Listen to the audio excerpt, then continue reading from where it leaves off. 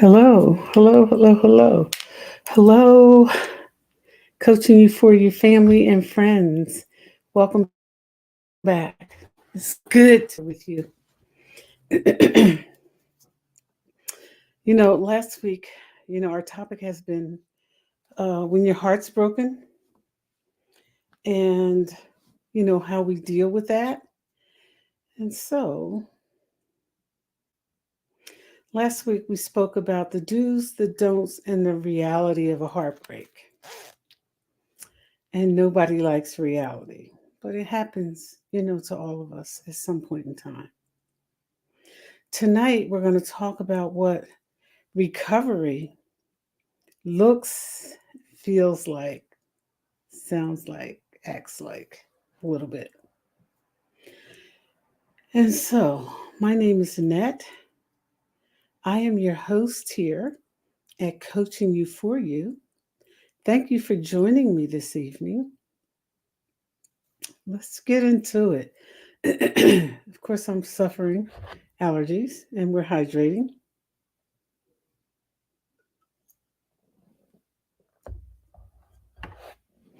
Let's talk about recovery. So, when your heart has been broken, recovery is an individual process. It may not look, feel, smell, act, talk, walk the same as others in recovery from heartbreak. The only thing that's sure about heartbreak is that we all suffer it at some point in time, all of us, no matter how well we are. We suffer from heartbreak at some point in time, from loss of something or somebody that we've loved. And so,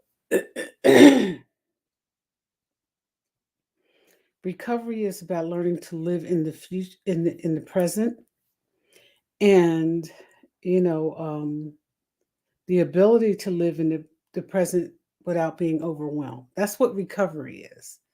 That's what recovery and heartbreak looks like. The ability to live in the present without being overwhelmed by what has happened to us in the heartbreak in the past. And recognizing that trauma, sometimes the central experience of trauma and the loss of power and control, is heartbreak. It is. And again, as I shared earlier, we all suffer from it, even those of us who are doing extremely well. And so, emotionally, healing is the process of acknowledging, accepting, allowing, and processing the pain that has happened. Now, again, I want to remind you that on this podcast, I'm sharing my experience, strength, and hope. When it is something other than that, I will advise you accordingly. However, emotional healing is a big part of what we all have to do. And I don't want you to forget, you got to take this and put it in your back pocket so you can pull it out when you need it. Recovery looks different for everybody. Sometimes, when we're hurt, we go through things and we have feelings about things. And we look at others who have experienced the same or similar, and we go, "Hmm, excuse me, they can't possibly be recovering because they're doing A, B, C, D, and E. Well, you don't know that. We don't know what recovery looks like for other people. We only know what recovery looks like for us. We know what it feels like for us. But 7 steps in healing is that we acknowledge what has happened. That's what it looks like, feels like, and smells like. We have to acknowledge what happened. We have to allow our feelings to surface. So often, when our hearts are broken, we dive into denial or we dive into another pool, dating pool, and pollute it because we haven't dealt with our feelings, that heartbreak. We have to get support sometimes. Find somebody that you can trust. We need support when our heart is broken. We have to look at the bigger picture. We have to reframe what has happened to us. And a lot of people blow it off. But the other thing is, we have to take responsibility, and we have to forgive ourselves and others, and we have to let go. That's what healing from heartbreak looks like. And again, it may not look the same for everybody, but here's some signs that you're healing. Your thoughts are no longer centered on the heartbreak. You're thinking more about the recovery, the things you've learned, your experience, strength, and hope in it. You're more positive, you're more calm, and your wounds no longer define you as a person. Because in heartbreak, sometimes the way we've been wounded helps define us. That's why it's so important to forgive yourself and other people whenever you can. You have to find your way back to forgiveness. You have to, for you and for them too. Life feels like it's getting better when you are handling it emotionally and recovering. It feels like you're getting better. It feels like you're coming back to your old self. You know, relationships and dealing with other people get better, and your health seems to change. Because remember last week, we shared that heartbreak sometimes feels physical. It does. It feels physical. And it feels as if literally we have been broken. And as I said earlier, this is my experience, strength, and hope. And with other folks that I've talked to that have had some heartbreak, whether it's from death or loss uh, of a relationship, of a friendship, of a family member's relationship, whatever it is, I want you to know that letting go and forgiveness is the key, and it takes time. What you cannot do if you want to heal properly is ignore the fact that it's happened. Ignoring that it's happened will not make it better. It won't. It won't make it go away.